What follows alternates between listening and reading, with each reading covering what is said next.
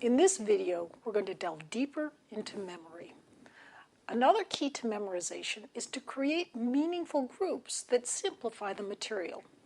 Let's say you wanted to remember 4 plants that help ward off vampires: garlic, rose, hawthorn, and mustard. The first letters abbreviate to GRHM, so all you need to do to remember is to use the image of a graham cracker.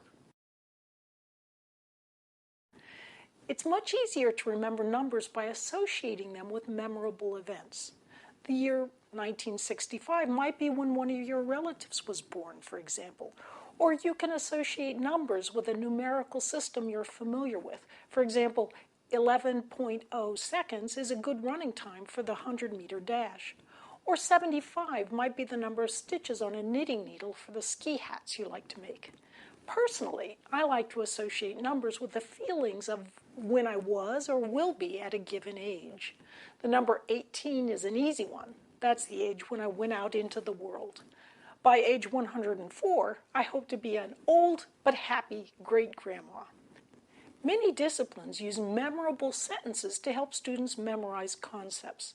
The first letter of each word in the sentence is also the first letter of each word in a list that needs to be memorized. Medicine, for example, is laden with memorable mnemonics, among the cleaner of which are "some lovers try positions that they can't handle" to memorize the names of the carpal bones of the hand, and "old people from Texas eat spiders" for the cranial bones. Time after time, these kinds of memory tricks prove helpful. If you're memorizing something commonly used, see whether someone's come up with a particularly memorable memory trick by searching it out online. Otherwise, try coming up with your own. The memory palace technique is a particularly powerful way of grouping things you want to remember. It involves calling to mind a familiar place, like the layout of your house, and using it as a sort of a visual notepad where you can deposit the concept images that you want to remember. All you have to do is call to mind the place you're familiar with, your home, your route to school, or your favorite restaurant, and voila! In the blink of an imaginative eye, this becomes the memory palace that you'll use as your notepad. The memory palace technique is useful for remembering unrelated items, such as a grocery list, milk, bread, eggs.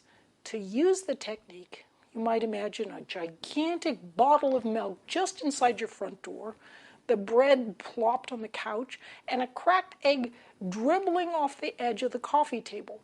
In other words, you'd imagine yourself walking through a place you know well, coupled with shockingly memorable images of what you want to remember.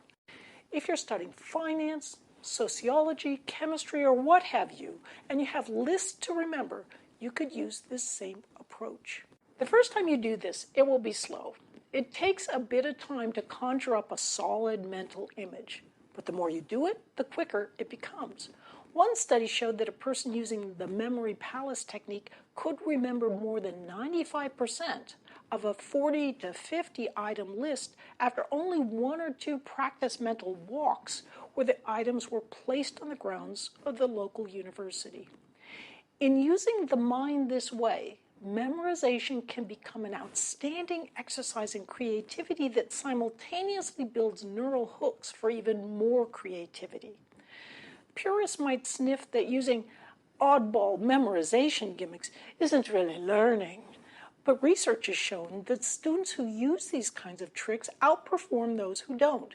In addition, imaging research on how people become experts shows that such memory tools speed up the acquisition of both chunks and big picture templates, helping transform novices to semi-experts much more quickly, even in a matter of weeks. Memory tricks allow people to expand their working memory with easy access to long-term memory. What's more, the memory process itself becomes an exercise in creativity. The more you memorize using these innovative techniques, the more creative you become.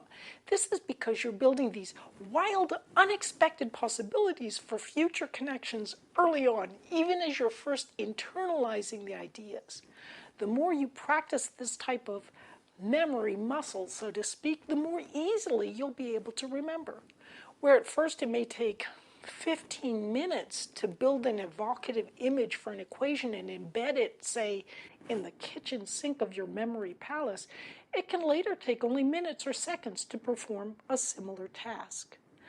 You'll also realize that as you begin to internalize key aspects of the material, taking a little time to commit the most important points to memory, you come to understand it much more deeply.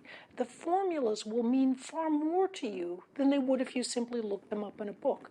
And you'll be able to sling those formulas around much more proficiently on tests and in real-world applications. You may say, well, you're just not that creative. An equation or theory could hardly have its own grandiose motivations or persnickety emotional needs to help you understand and remember it. But always remember, your childlike creativity is still there inside you. You just need to reach out to it.